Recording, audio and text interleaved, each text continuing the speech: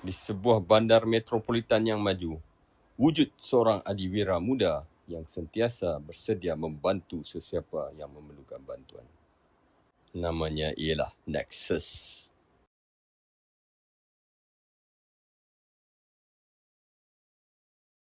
Pada suatu hari, Nexus sedang terbang mengawasi bandar. Tiba-tiba, dia terdengar jeritan seorang meminta pertolongan. Tolong makcik. Kaki makcik sakit nak. Jangan risau, saya sedia membantu. Tolong saya pilih.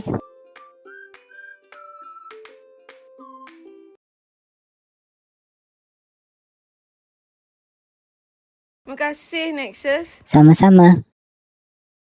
Setelah itu, Nexus kembali terbang mengawasi bandar.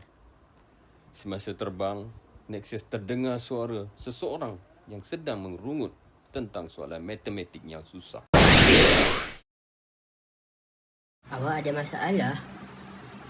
Mak, saya tidak tahu cara nak jawab soalan ni. Mula-mula.